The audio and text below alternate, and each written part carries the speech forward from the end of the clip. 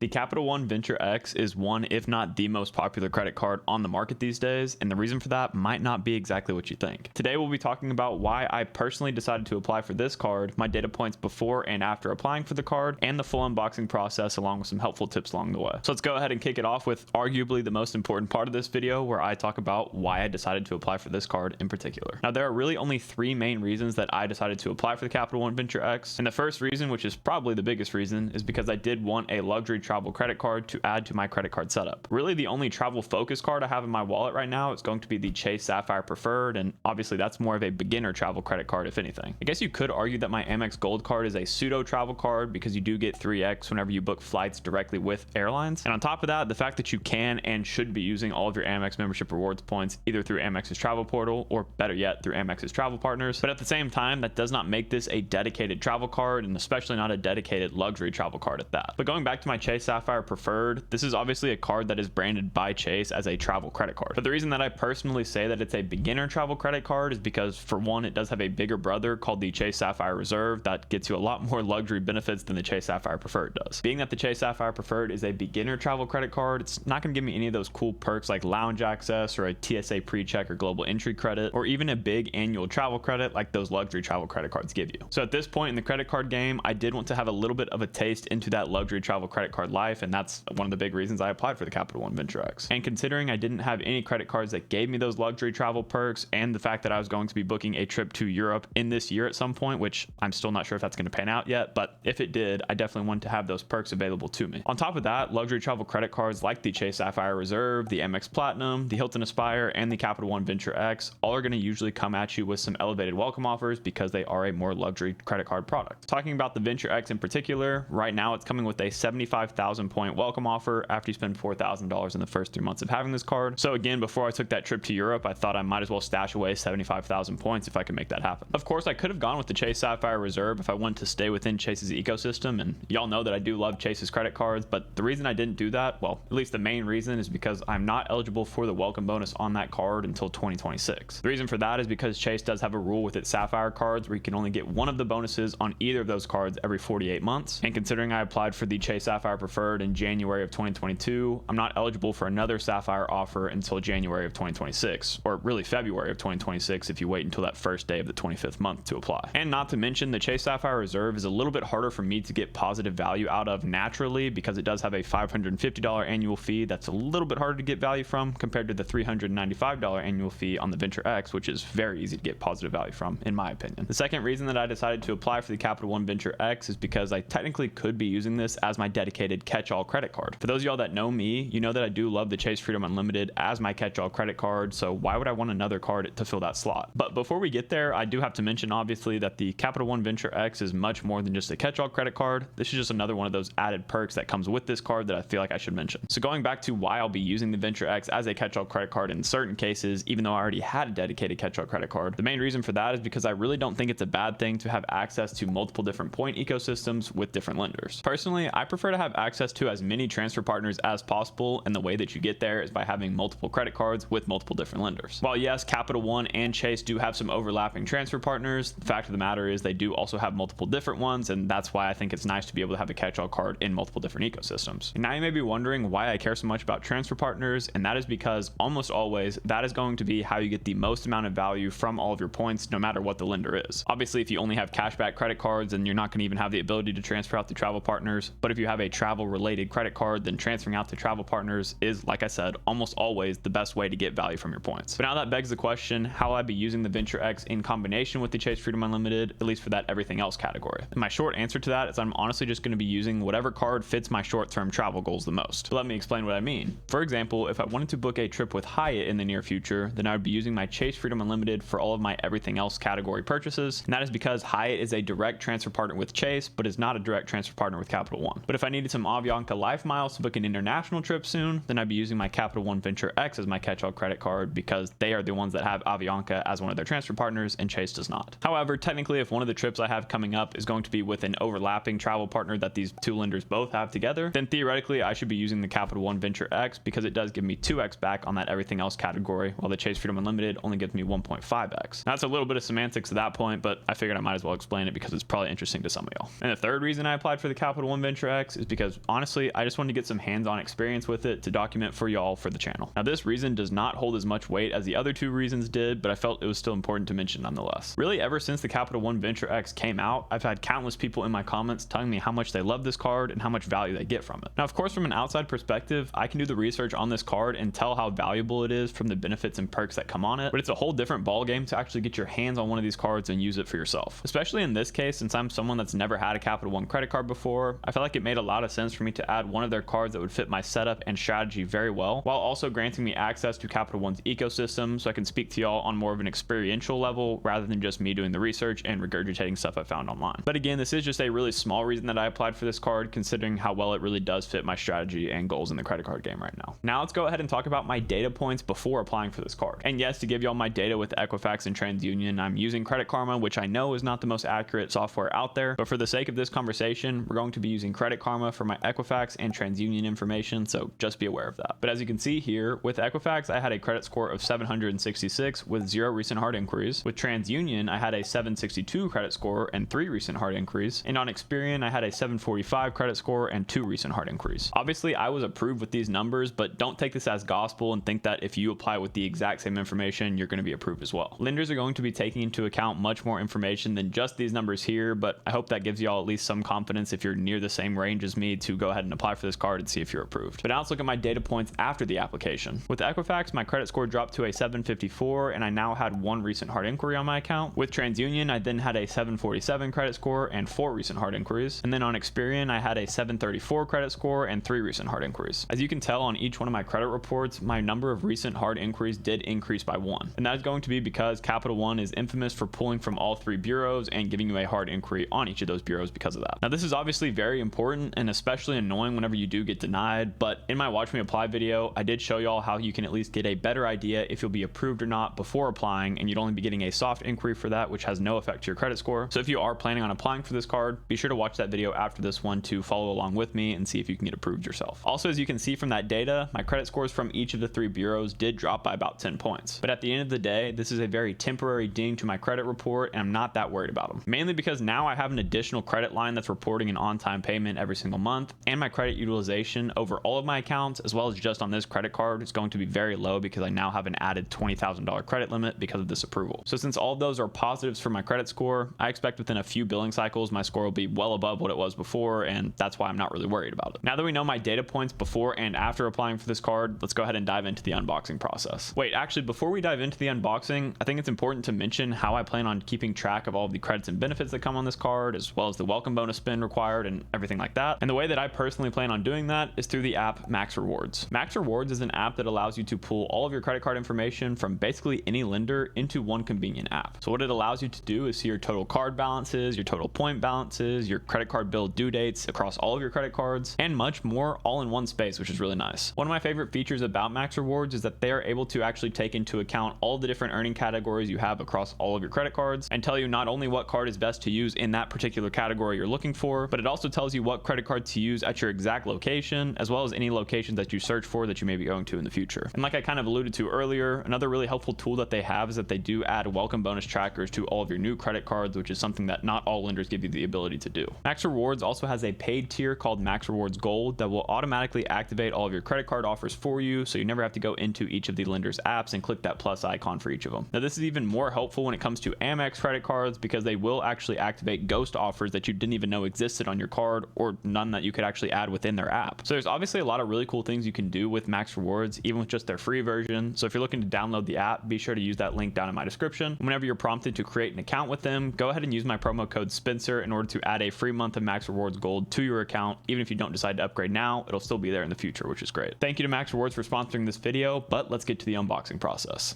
Okay, now that I got the camera flipped over, we can take a deeper look at what's actually inside the package so y'all can see the full unboxing process from scratch. As you can see here, I did already have to get into the package and kind of black out some of my information, but I tried to put everything back together how it was so you can get the full unboxing experience with me and we can kind of just see it all together. So first things first, we got to rip the package open. Wow, almost just knocked my water bottle off the table. But now that we've got that open, let's go ahead and take the envelope out of here. Like I said before, yes, I did actually have to open the envelope before so that I could protect my personal information, so hopefully you understand that. But let's go ahead and break into this envelope itself and see what we got inside. This is going to be my first Capital One unboxing video ever, so I haven't actually seen any of this in person yet. And of course, as y'all know, we're going to have to save the actual card itself for a little bit later. And the first thing Capital One includes in here is going to be your terms and conditions for your rewards, it looks like, as well as for all of your redemptions and everything like that. So that one's simple enough. Let's go ahead and get that out of the way and move on to the next document, which is going to be basically a privacy disclosure that Capital One gives you, telling you what they actually do with your personal information, which is always nice. So here's some light reading for you if you want to pause the video and take a look at this, but you know, not super interesting there. The next thing in here is going to be your guide to card benefits, which basically I assume tells you everything about your card benefits that come with it. That's kind of crazy. You can see the length of this thing here, but it looks like it's got quite a bit of information, and that's, wow, it folds out even more. Jeez. Okay, so I can't even get close to fitting this all on camera, but here are all of the benefits that this card comes with. So obviously, super good card, of course. But jokes aside, this really does go in depth into all the different benefits you get, including stuff like the Visa Infinite Concierge, your trip delay reimbursement. Basically, all the different additional benefits that come on this card are going to be located somewhere in this document. The next thing in here is going to be your Capital One customer agreement, which basically, I guess, tells you everything that you agreed to by becoming a Capital One member. And it looks like, once again, this is an insanely long document that I'm going to take the time to read here for y'all just now. So go ahead and get your reading glasses on. Starting here with the return payment fee. What it says here is that we may charge you this fee each time you're financing. Just kidding. I'm not reading this whole entire thing, but you can if you want to, if you're somebody that's into that stuff. Not going to be for me right now. Now this one looks a little bit more fun because it's got the Venture X logo here, which probably means it's just going to talk about the Venture X in more detail. And as you can see here, this is basically what their website tells you about the Venture X, including all the rewards you get, the travel credit, anniversary mile bonus, and stuff like that. But I really like how all the credit card companies do this, even though I, never really look at these too in depth because I know what card I'm getting before I apply for it. It's still pretty cool to see all the different ways that you can use this card and just the different marketing things they use to make this visually appealing. But now it's time for the part you've all been waiting for, where I'm going to finally show and reveal the Capital One Venture X in all of its glory. So let me go ahead and reveal the card here in 3, 2, 1, and there it is. Man, that's a really clean looking card, I won't lie. What I'm gonna go ahead and do now is pull this off the paper so we can get a better look at it up close. Golly, what kind of tape did they use for this? Holy. Okay, so now there we go. There is the Capital One Venture X in all of its glory. It does look really dark here, so I tried to brighten it up a bit. Still doesn't look super clean, but it kind of looks like a black metal credit card, which is pretty cool. So I'm gonna go ahead and take this front sticker off, and hopefully it comes off really easily, but that's usually never how these card unboxings go, so we'll just see. Oh, wow. Okay. Well, that was the cleanest peel I've ever had on one of my credit cards. So there's points for the Venture X right there off the bat. But as you can see here, you can kind of see this matte looking finish on the front of the card. And yes, it does have some texture to it. It's also, as you can tell, a really deep navy color, and it just looks pretty dark in this lighting, but I'm honestly a fan of it either way. And then on the back here, you can see that it's very simple and honestly just looks really clean. It's honestly going to be one of the cards that gets a fair use out of my wallet, even outside of the welcome bonus spending requirement I have to hit on this card, just because it does give me 2x on all of my categories outside of the travel categories with Capital One. And since it looks so cool, I might as well be pulling this out as frequently as possible. But there you have it. There's the Capital One Venture X, and I'm super excited to have gotten this one added to my wallet. Now the only thing left to do is putting all of my spend on this card so I can hit that welcome bonus. If you'd like to apply for this card yourself, be sure to watch this video next, where I go through the full application process and show y'all how I was personally approved for the card. And while you're there, be sure to use the links down below to learn more about how to apply for the card and help support the channel along the way. As always, Odin and I both want to say thank you guys so much for watching. If you did enjoy the video, please consider leaving a like and subscribing to the channel, and we'll catch you guys next time.